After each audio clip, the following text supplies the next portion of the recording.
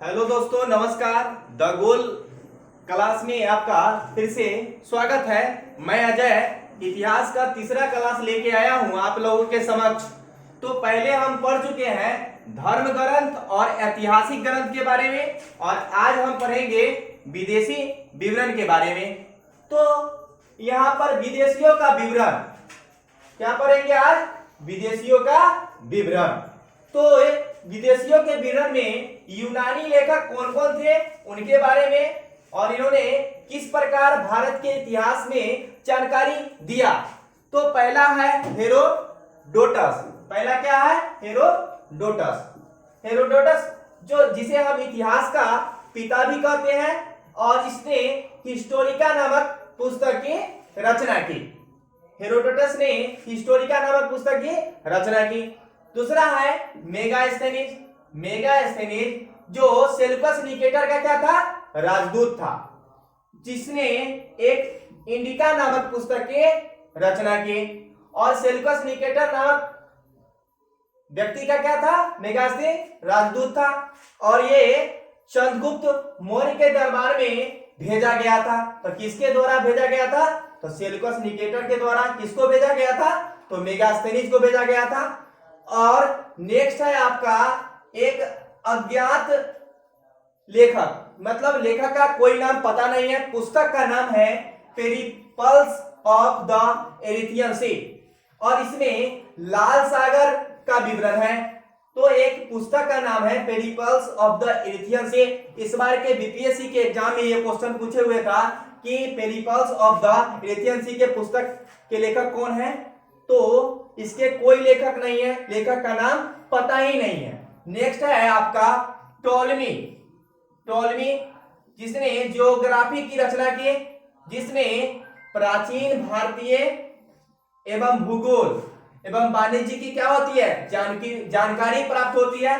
टोलमी ने एक ज्योग्राफी की रचना की, जिसमें प्राचीन भारतीय भूगोल एवं वाणिज्य की क्या जानकारी प्राप्त होती है। नेक्स्ट है आपका स्ट्रैबो। स्ट्रैबो ने क्या कहा कि मेगास्थनीज का जो विवरण है ना, वो क्या है? काल्पनिक है। जो मेगास्थनीज का जो विवरण है वो क्या है? काल्पनिक है। नेक्स्ट है आपका रोमन लेखक। रोमन लेखक एकमात्र है प्लिनी। रोमन लेखक कौन है? प्लिनी, जिसने नेचुरलिज हिस्टोरिका हिस्टोरिका नामक पुस्तक की रचना की। और इसमें क्या है? भारत और इटली के व्यापारिक संबंधों की जानकारी है। तो यहां पर क्या है?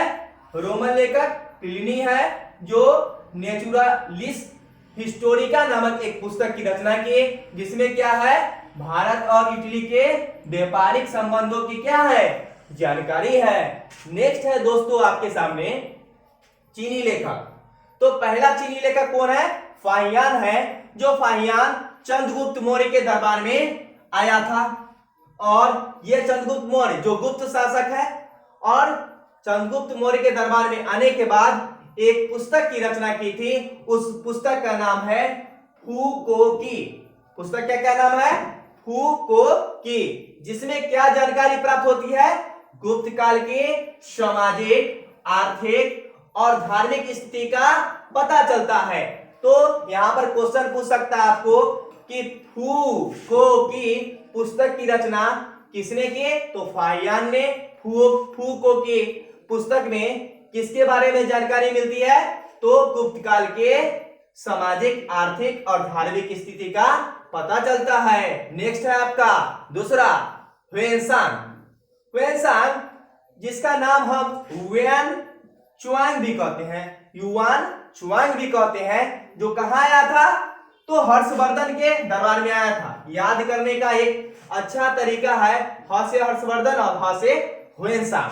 तो हर्षवर्धन के दरबार में ह्वेनसांग आया था, जिसने एक पुस्तक की रचना की थी, सीयूकी की पुस्तक की रचना।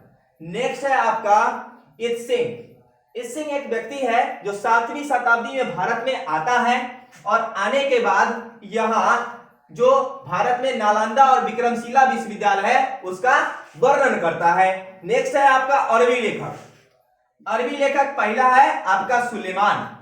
सुलेमान जो 9वीं शताब्दी में भारत आता है और क्या करता है, पाल और प्रतिहार के शासकों के बारे में जानकारी इकट्ठा करता है और उसके बारे में लिखता है। नेक्स्ट है आपका अल बरूनी।